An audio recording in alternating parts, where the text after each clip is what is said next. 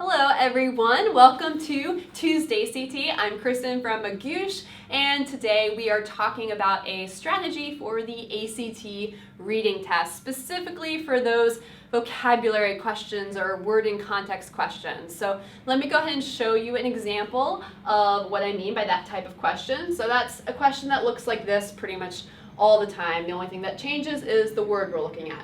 So in context, the word support most nearly means A, B, C, or D, or E, F, G, J, whatever depends on the question you're looking at in the ACT, whatever those letters are. So generally speaking, you are going to have a pretty common word here. Now most of you are probably thinking, I know what support means, that's an easy word. But the key here is in context, all right? So they are generally going to be choosing words that have multiple meanings, and you need to determine what meaning that word is supposed to be conveying in that particular sentence.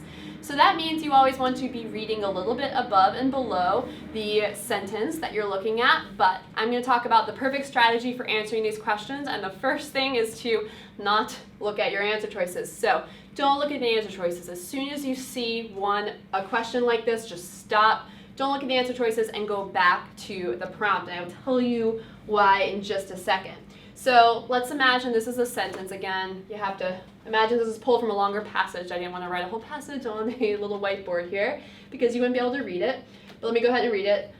Read this sentence. The inhabitants were reluctant to support the measure to use taxes to pay for infrastructure, for money appropriated for roads in the past had not been used effectively. All right, so I've already put brackets around the word support here. That's the word we're looking at. And I want you to do the same on your test, or cross it out, draw a blank there, because what you want to do is figure out the meaning of that blank for yourself first.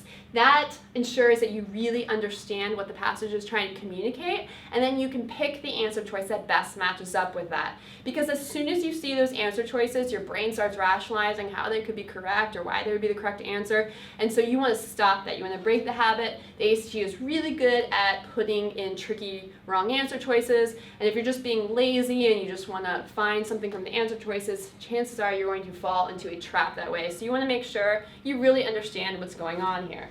So bracket it, scribble it out, whatever. And let's go ahead and take a look at it again.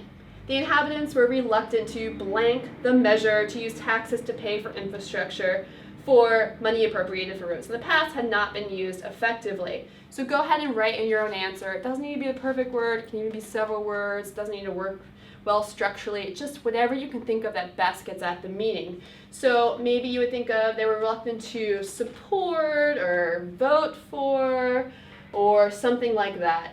Just get something down there and then go back to your answer choices and find which one best matches up with the meaning. So in this case, if you're actually trying to answer this question, the answer is C, approve of. And remember that if you're debating between a couple of these, go back and read above and below because that's going to give you more context. It's always in context. So our answer is C, that maybe you even wrote approve of in that blank, but support, vote for, that's what best fits the meaning of this word in context.